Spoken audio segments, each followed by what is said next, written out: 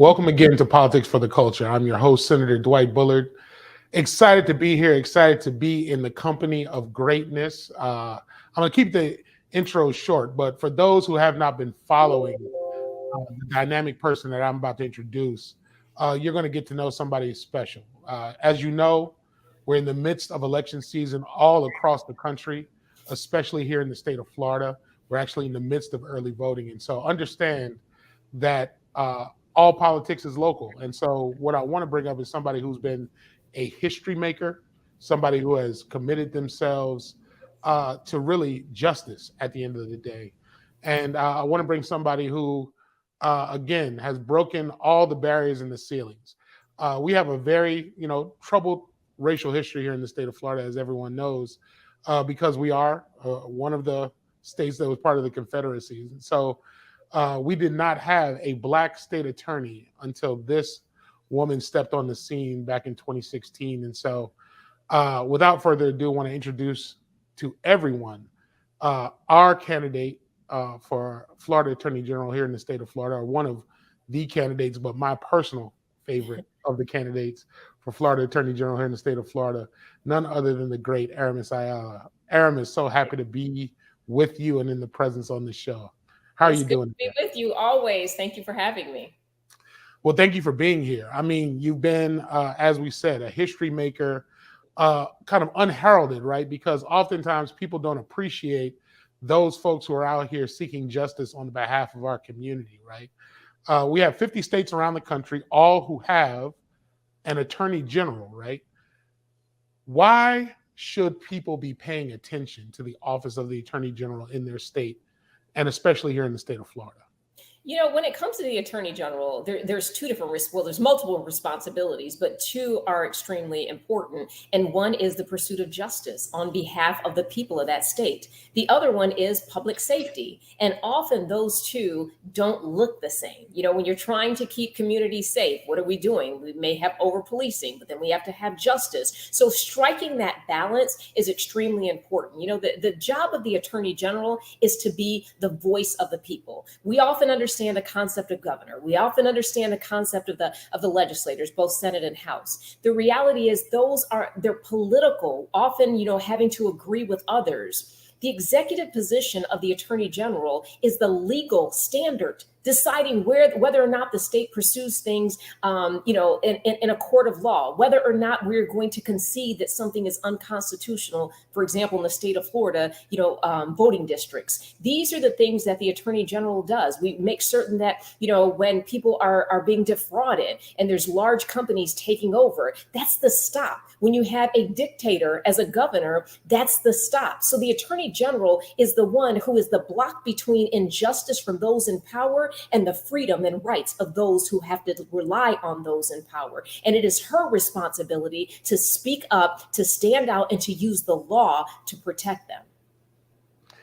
Well, that is a lot. I mean, just as a quick follow-up to that, right? So for layman's terms, right? For people who are now just kind of tuning in, figuring out, okay, so here's this dynamic personality that I'm thinking about voting for. Why are you the best option for attorney general?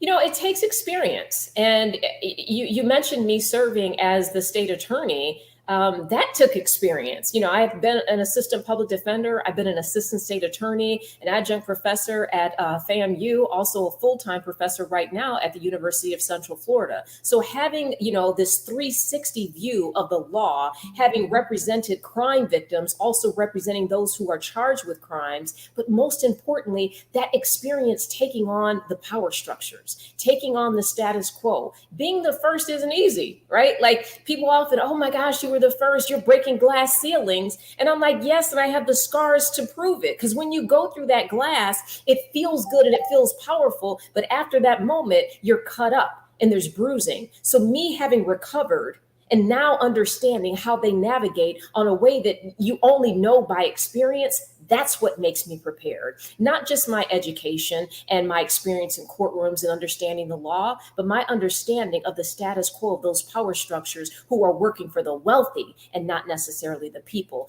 Beginning to take a hit at those things and truly representing the people. That's what makes me qualified. Oh well, hey, you don't have to tell me twice. I totally appreciate it. I for one have already early voted. I'm not going to tell you who I voted for, but let's just say, there's a bubble.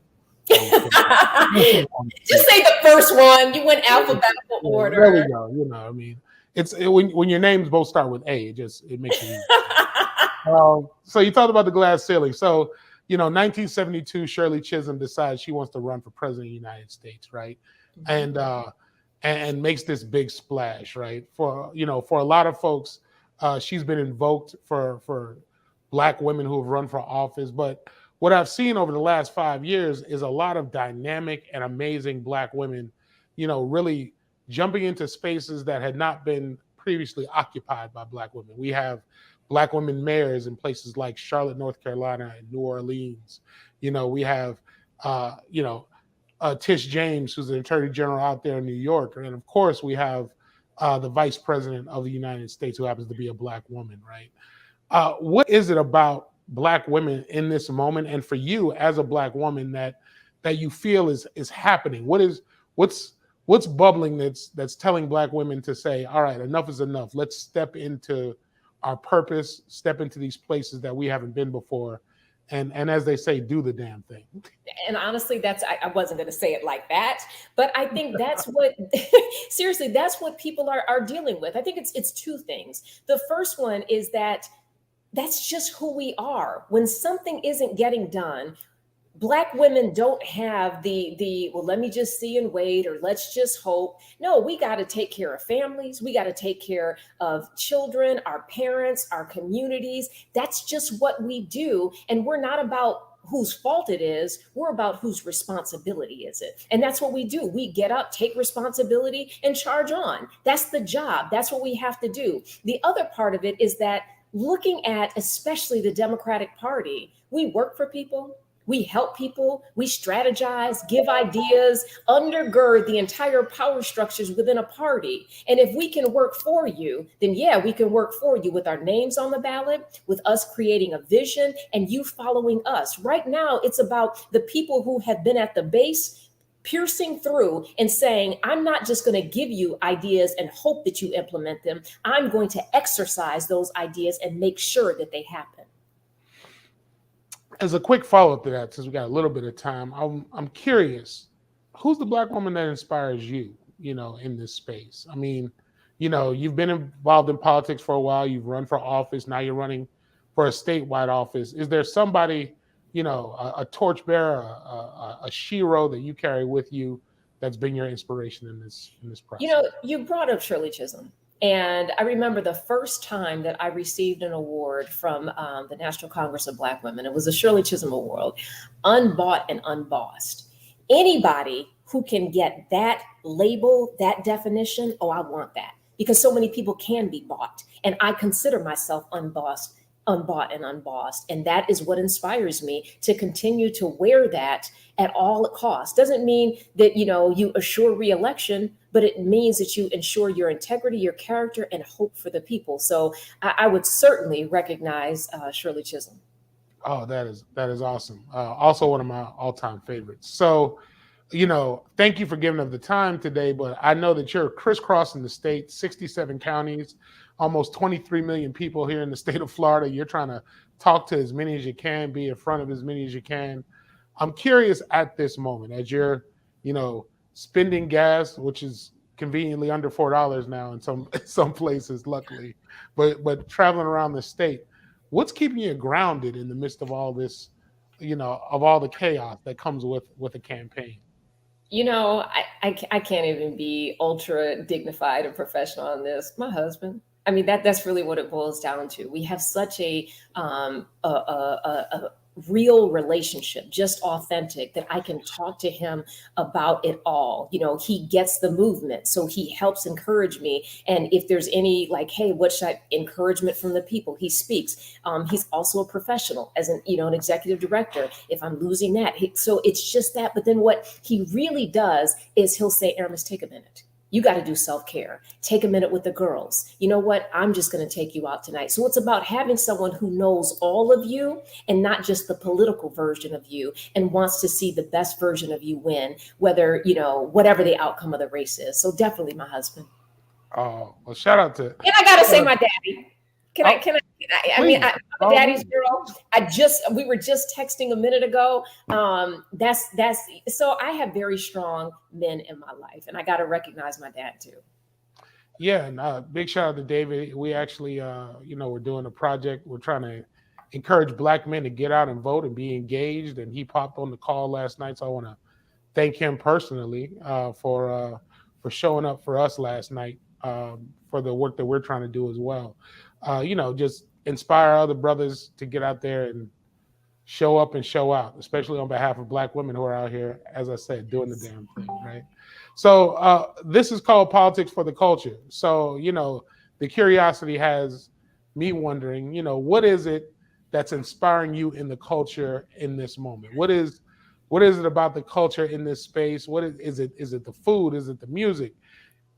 Take your time, but go ahead. Tell me what's inspiring you right now for the culture. 2 words: Black Twitter. There's nothing like it. If you ever need, because I'm in this space and have to, monitor and remain and say things and make certain that I'm not turning people off and remain polished and do the right thing. So just sometimes just knowing that somebody's just going to say it like it needs to be said, saying what it is, that's what gives me life is Black Twitter. Oh man, I love it. What's fascinating about Black Twitter, and I know we're going to have folks who watch this and be like, is Black Twitter a thing? I look for the app, I can't download it. I just want to let folks know Black Twitter is still just regular Twitter, but sort of like when we say, do you know who Boo Boo the Fool is, right? It's like we don't know who it is, but we know who it ain't, right? So that's how Black Twitter works, right? We understand that that's what it is. As I mentioned before, you're such a dynamic individual, having already broken through glass ceilings. I want to give you a little bit of time to tell the viewers, where they can reach you at, how they can follow you, who they should be talking to, what's the website, all the things to let folks know why they need to get to know and need to follow Aramis Ayala. That's not fair. You asked me about Black Twitter, and then you want me to get back dignified into this. Again, my name is Aramis Ayala. I am running to be Florida's next Attorney General. You can visit my website at aramisayalafl.com, and you will see the issues, the way forward, what I stand for. You can also make a contribution to the campaign, but certainly I ask for your vote on or before August 23rd. After I'm successful in this primary, I'll ask for it again on or before November 8th. Either way, know that you are getting someone who is going to care about your constitutional rights, public safety, and create an economy that works for us all. Vote Aramis Ayala for Attorney General. So before you go, I just got to, give you your flowers while you're here, right? I mean, we talk about this notion of breaking barriers and making history, but understand that takes, that you're dealing with a real life individual, right? Somebody who's making sacrifices, who's a mother, who's a wife, who's a daughter, who's, gone through those trials and tribulations. I mean, if folks don't know your story, we're talking about somebody here who's a cancer survivor at a young age who, in spite of all that, decided to continue to push through. So I want to thank you for coming on Politics for the Culture, but I also want to, honor you in the sense that folks who do not know, whether you agree, regardless of what your political affiliation is, you need to know who folks are, in the purest sense of the word. And so what Politics for the Culture aims to do is try to give you a kind of look inside of a person, look at things from a non-traditional standpoint, allow folks to be both dignified and very much real. And in this moment, I want to thank you for doing both on the show and joining us here on Politics for the Culture, Aramis. Look forward to your continued journey and continued success, whether it's in academia or politics, but I do have a sneaking suspicion that your political aims and goals are not yet over. And so again, thank you for being on Politics for the Culture, and thank you for being here with me. Thank you for having me, and thank you for what you do nonstop. Real talk. Appreciate you.